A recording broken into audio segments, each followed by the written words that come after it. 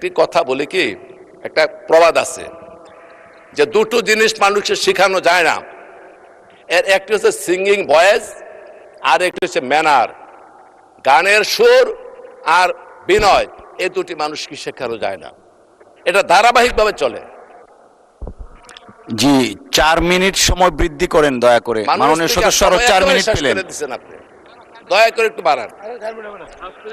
4 মিনিটে হবে না মাননীয় স্পিকার। ফজলুল হক মিলন বুঝতে হবে, ফজলুল হক মিলন না তা ঠিক আছে, আমরা উনি তো অনেক আগে থেকে চমৎকার বক্তব্য রাখেন, এই কারণে 4 মিনিট দেওয়া হলো। মাননীয় স্পিকার, আর একটি কথা বলি, এই সংসদ অত্যন্ত পবিত্র সংসদ, অনেক রক্তের বিনিময়ে ঘটিত এই সংসদ, এটার সৌন্দর্য মাহাত্ম্য, এটার আভিজাত্য অনেক বেশি। আমরা এখানে বসে সবকিছু সমাধান করতে চাই। সেই প্রসঙ্গে তাজমহলের সৌন্দর্য দেখে ফার্সি কবি ওমর খৈয়াম বলেছিলেন, আগার ফিরদাউস বারোই জামিন হামিন আস্তত হামিন আস্তত হামিন আস্তত। পৃথিবীতে যদি কোথাও স্বর্গ থাকে তবে তা এখানে, তবে তা এখানে, তবে তা এখানে। আমিও বলি, মানুষের কল্যাণের জন্য, জাতির গঠনের জন্য, মানুষের আশা আকাঙ্ক্ষা পূরণের জন্য যদি সবচেয়ে সুন্দর জায়গা থাকে এই সংসদ, এই সংসদ, এই সংসদ। আমরা শত শহীদের রক্তের বিনিময়ে, আজকে আমাদের মা বোনের কান্নার বিনিময়ে দেশনেত্রী বেগম খালেদা জিয়া মাননীয় স্পিকার কারারুদ্ধ হয়েছেন, নির্যাতন ভোগ করেছেন, আপসের নেত্রী হয়েছেন, আজকে সবুজ চত্বরে চিরনিদ্রায় শায়িত। সেই নেত্রী আমাদের কাছে আশীর্বাদ রেখে গিয়েছেন। সেই নেত্রী এই দেশের জন্য, গণতন্ত্রের জন্য সংগ্রাম করেছেন, মানুষের কল্যাণের জন্য জীবন বিসর্জন দিয়েছেন। সবচেয়ে ধৈর্য ধারণ করে উনি সর্বশেষ বলেছেন ঐক্য এবং মানুষের কল্যাণের জন্য মিলেমিশে কাজ করার জন্য। অতএব এই সংসদকে আমরা যাতে কার্যকরী করি। মাননীয় স্পিকার, আপনার কথা আমি ভালো করে জানি। বিজয়ের যে পতাকা আমরা উড্ডীন করেছি সম্মিলিতভাবে পাহাড়ের চূড়ায়, বিজয়ের পতাকাটা পাহাড়ের চূড়ায় উঠে এটি অর্জিত হয় গিরিপথে, দুর্গম উপত্যকায়, উর্মি মুখর সাগর পাড়ি দিয়ে।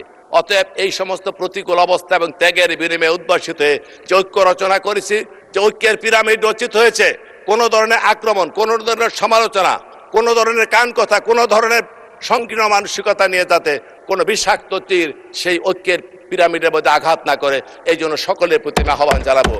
এইখানে যেমন বসে আছেন আমাদের সংসদ নেতা, উনি সংসদের অভিভাবক, ওইখানে বসে আছেন বিরোধী নেতা, উনিও সংসদের অভিভাবক। সংখ্যাগরিষ্ঠতার সংখ্যালঘিষ্ঠতা নিয়ে আমরা কোনো বিচার করি নাই। এইখানে সংখ্যাগরিষ্ঠতা আছে, কিন্তু কর্তৃত্বের কোনো অহমিকা নাই, স্বৈরতান্ত্রিক মানসিকতার কোনো লেশ নাই। আপনারও সংখ্যা লঘিষ্ঠতা আছেন, কিন্তু কর্তব্যকে অবহেলা করার মতো কোনো সুযোগ নাই। অতএব আসুন এই সুন্দর সমৃদ্ধির মাধ্যমে এই সংসদকে আমরা শান্ত করি, এই সংসদের মাধ্যমে মানুষের কল্যাণ করি। এইটাই আমার বক্তব্য। আমার বক্তব্য বেশি বাড়াতে চাই না।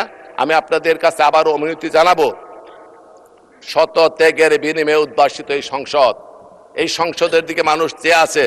অতএব হঠকারী কোনো সিদ্ধান্ত, আবার যাতে ফেসিবাদের কোনো পদধ্বনি শুনতে না পারি, কোনো ফাঁক ফুকর দিয়ে যাতে আবার স্বৈরাচারের গোপন দোসররা এইখানে প্রবেশ করতে না পারে, এই জন্য মহান দায়িত্ব এবং সততা নিষ্ঠা নিয়ে কাজ করতে হবে।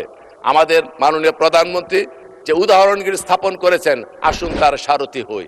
উনি শুরু করেছেন এই পথকে যদি না কেউ কল্যাণকামী পথে চূড়ান্ত পর্যায়ে নিতে হয়, তাহলে সকলের সহযোগিতা প্রয়োজন। বিরোধিতার খাতির বিরোধিতা করলে কোনো লাভ হবে না। অতএব মানুষের হাসাহাসির পাত্র যাতে না হয়, সেই জন্য আমরা এদের কাজ করতে হবে।